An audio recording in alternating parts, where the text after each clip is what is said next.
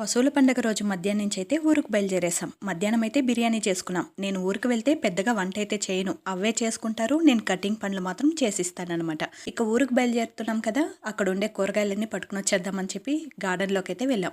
మునగాకు నాకు ఇక్కడ ఎక్కువగా దొరకలేదు కాబట్టి మునగాకు కూడా కోసుకుని వచ్చేస్తున్నాను. ఇప్పుడు చిక్కుడుకాయల సీజన్ కాబట్టి ఎక్కడ చూసినా చిక్కుడుకాయల చెట్లే కనిపిస్తుంది. మా ఊరు చిక్కుడుకాయలు సూపర్ ఉంటుందన్నమాట. నెక్స్ట్ వీడియోలో చూపిస్తాను చూడండి ఎంత బాగుంటుందో. మా ఊర్లో పశువుల పండుగ రోజు, కనుమ పండుగ రోజే పోటీలు బాగుంటుంది.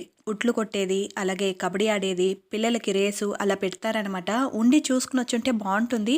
కానీ పిల్లలకి స్కూల్ లీవ్ ఎక్కువ రోజులు అయిపోతుందని చెప్పి రిటర్న్ అయితే అయిపోతున్నాం. ఆఫీస్కి లీవ్ అన్న చెప్పవచ్చు కానీ స్కూల్ లీవ్ మాత్రం చెప్పలేకపోతున్నాం. ఇక నిమ్మకాయలను వదిలేసుకుంటే ఎలా, నిమ్మకాయలను కూడా పట్టుకుని వచ్చేసాం. పండగలు కదా, బస్ ఎక్కడ ఫుల్గా ఉంటుందో ఏమో అనుకున్నా. పర్వాలేదు, సీట్లు అయితే దొరికింది. ఇది ఎక్కడ ప్లేస్ అని మీకు తెలుస్తుందా? తెలిసిన వాళ్ళు కమెంట్లో తెలిపేయండి. మీది ఆ ఊరైతే తప్పకుండా లైక్ కూడా కొట్టేయండి.